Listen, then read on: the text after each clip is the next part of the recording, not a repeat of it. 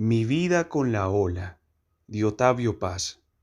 Cuando dejé aquel mar, una ola se adelantó entre todas. Era esbelta y ligera, a pesar de los gritos de las otras, que la detenían por el vestido flotante. Se colgó de mi brazo y se fue conmigo saltando. No quise decirle nada, porque me daba pena avergonzarla ante sus compañeras. Además, las miradas coléricas de las mayores me paralizaron. Cuando llegamos al pueblo, le expliqué que no podía ser, que la vida en la ciudad no era lo que ella pensaba, en su ingenuidad de ola que nunca ha salido del mar. Me miró seria. Su decisión estaba tomada, no podía volver. Intenté dulzura, dureza, ironía. Ella lloró, gritó, acarició, amenazó. Tuve que pedirle perdón. Al día siguiente empezaron mis penas. ¿Cómo subir al tren sin que nos vieran el conductor, los pasajeros, la policía? Es cierto que los reglamentos no dicen nada respecto al transporte de olas en los ferrocarriles, pero esa misma reserva era un indicio de la severidad con que se juzgaría nuestro acto. Tras de mucho cavilar, me presenté en la estación una hora antes de salida, ocupé mi asiento y cuando nadie me veía, vacié el depósito de agua para los pasajeros. Luego, cuidadosamente, vertí en él a mi amiga. El primer incidente surgió cuando los niños de un matrimonio vecino declararon su ruidosa sed. Les salí al paso y les prometí refrescos y limonadas. Estaban a punto de aceptar cuando se acercó otra sedienta. Quise invitarla también, pero la mirada de su acompañante me detuvo. La señora tomó un vasito de papel, se acercó al depósito y abrió la llave. Apenas estaba a medio llenar el vaso cuando me interpuse de un salto entre ella y mi amiga. La señora me miró con asombro. Mientras pedía disculpas, uno de los niños volvió a abrir el depósito. Lo cerré con violencia. La señora se llevó el vaso a los labios. ¡Ay! El agua está salada. El niño le hizo eco. Varios pasajeros se levantaron. El marido llamó al conductor. Este individuo echó sal al agua. El conductor llamó al inspector. ¿Con que usted echó sustancias en el agua? El inspector llamó al policía en turno. ¿Con que usted echó veneno al agua? El policía en turno llamó al capitán. ¿Con que usted es el envenenador? El capitán llamó a 3 agentes.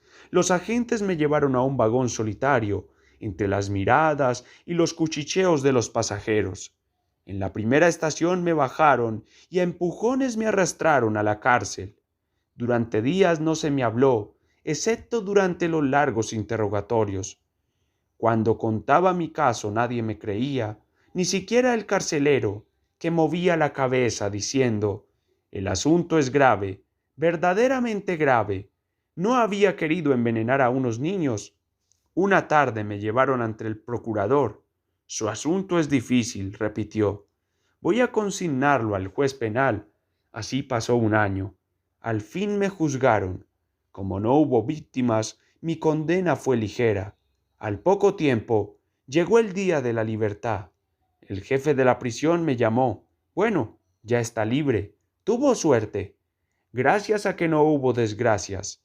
Pero que no se vuelva a repetir, porque la próxima le costará caro». Y me miró con la misma mirada seria con que todos me veían. Esa misma tarde tomé el tren y luego de unas horas de viaje incómodo llegué a México. Tomé un taxi y me dirigí a casa. Al llegar a la puerta de mi departamento oí risas y cantos. Sentí un dolor en el pecho, como el golpe de la ola de la sorpresa cuando la sorpresa nos golpea en pleno pecho. Mi amiga estaba allí, cantando y riendo como siempre. «¿Cómo regresaste?» «Muy fácil, en el tren». Alguien, después de cerciorarse de que solo era agua salada, me arrojó en la locomotora. Fue un viaje agitado. De pronto era un penacho blanco de vapor, de pronto caía en lluvia fina sobre la máquina. Adelgacé mucho, perdí muchas gotas. Su presencia cambió mi vida. La casa de pasillos oscuros y muebles empolvados se llenó de aire, de sol, de rumores y reflejos verdes y azules, pueblo numeroso y feliz de reverberaciones y ecos. ¿Cuántas olas es una ola? ¿O cómo puede hacer playa o roca o rompeolas un muro, un pecho, una frente que corona de espumas? Hasta los rincones abandonados, los abyectos rincones del polvo y los dectus fueron tocados por sus manos ligeras. Todo se puso a sonreír y por todas partes brillaban dientes blancos. El sol entraba con gusto en las viejas habitaciones y se quedaba en casa por horas, cuando ya hacía tiempo que había abandonado las otras casas, el barrio, la ciudad, el país, y varias noches, ya tarde, las escandalizadas estrellas lo vieron salir de mi casa, a escondidas. El amor era un juego, una creación perpetua. Todo era playa, arena, lecho de sábanas siempre frescas. Si la abrazaba, ella se erguía, increíblemente esbelta, como tallo líquido de un chopo, y de pronto esa delgadez florecía en un chorro de plumas blancas, en un penacho de risas que caían sobre mi cabeza y mi espalda y me cubrían de blancuras, o se extendía frente a mí, infinita como el horizonte, hasta que yo también me hacía horizonte y silencio, plena y sinuosa, me envolvía como una música unos labios inmensos. Su presencia era un ir y venir de caricias, de rumores, de besos. Entraba en sus aguas, me ahogaba a medias y en un cerrar de ojos me encontraba arriba, en lo alto del vértigo, misteriosamente suspendido, para caer después como una piedra y sentirme suavemente depositado en lo seco, como una pluma. Nada es comparable a dormir mecido en las aguas, si no es despertar golpeado por mil alegres látigos ligeros, por arremetidas que se retiran riendo, pero jamás llegué al centro de su ser. Nunca toqué el nudo del ay y de la muerte. Quizá en las olas no existe ese sitio secreto que hace vulnerable y mortal a la mujer, ese pequeño botón eléctrico donde todo se enlaza, se crispa y se yergue para luego desfallecer. Su sensibilidad, como las mujeres, se propagaba en ondas, solo que no eran ondas concéntricas, sino excéntricas, que se extendían cada vez más lejos hasta tocar otros astros. Amarla era prolongarse en contactos remotos, vibrar con estrellas lejanas que no sospechamos, pero su centro, no tenía centro, sino un vacío parecido al de los torbellinos que me chupaba y me asfixiaba. Tendido el uno al lado del otro, cambiábamos confidencias, cuchicheos, risas.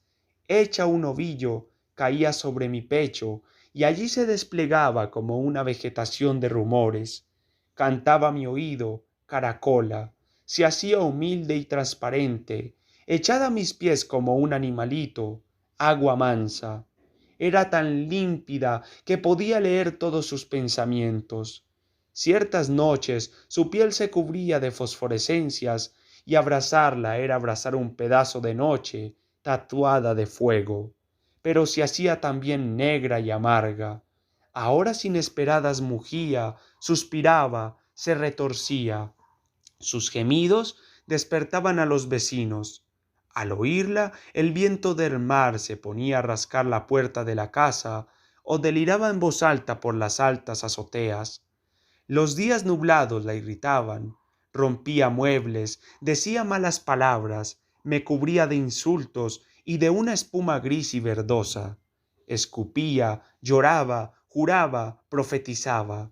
Sujeta a la luna, las estrellas, al influjo de la luz de otros mundos, cambiaba de humor y de semblante de una manera que a mí me parecía fantástica, pero que era tal como la marea. Empezó a quejarse de soledad. Llené la casa de caracolas y conchas, pequeños barcos veleros que en sus días de furia hacían naufragar, junto con los otros, cargados de imágenes que todas las noches salían de mi frente y se hundían en sus feroces o graciosos torbellinos. Cuántos pequeños tesoros se perdieron en ese tiempo. Pero no le bastaban mis barcos ni el canto silencioso de las caracolas. Confieso que no sin celos los veía nadar en mi amiga, acariciar sus pechos, dormir entre sus piernas, adornar su cabellera con leves relámpagos de colores. Entre todos aquellos peces había unos particularmente repulsivos y feroces, unos pequeños tigres de acuario, grandes ojos fijos y bocas hendidas y carniceras. No sé por qué aberración mi amiga se complacía en jugar con ellos, mostrándoles sin rubor una preferencia cuyo significado prefiero ignorar. Pasaba largas horas encerrada con aquellas horribles criaturas. Un día no pude más, eché abajo la puerta y me arrojé sobre ellos. Ágiles y fantasmales se me escapaban entre las manos mientras ella reía y me golpeaba hasta derribarme. Sentí que me ahogaba, y cuando estaba a punto de morir, morado ya, me depositó en la orilla y empezó a besarme, y humillado. Y al mismo tiempo la voluptuosidad me hizo cerrar los ojos, porque su voz era dulce y me hablaba de la muerte deliciosa de los ahogados. Cuando volví en mí, empecé a temerla y a odiarla. Tenía descuidados mis asuntos. Empecé a frecuentar los amigos y reanudé viejas y queridas relaciones. Encontré a una amiga de juventud.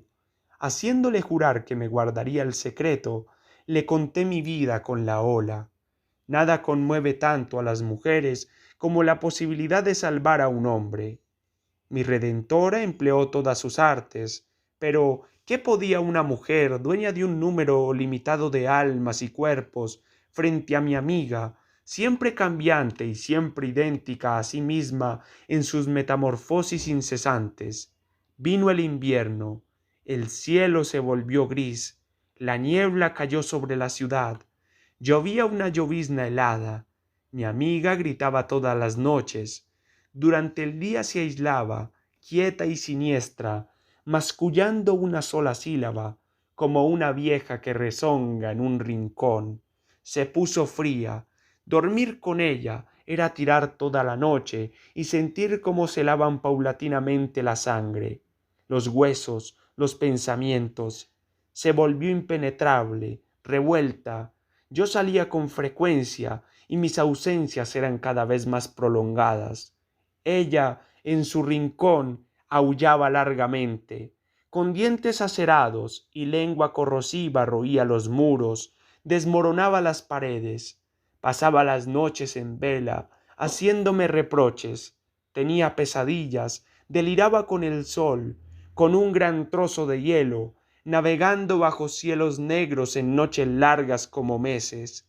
Me injuriaba, maldecía y reía, llenaba la casa de carcajadas y fantasmas, llamaba a los monstruos de las profundidades, ciegos, rápidos y obtusos, cargaba de electricidad, carbonizaba lo que rozaba, sus dulces brazos se volvieron cuerdas ásperas que me estrangulaban, y su cuerpo verdoso y elástico era un látigo implacable que golpeaba, golpeaba, golpeaba.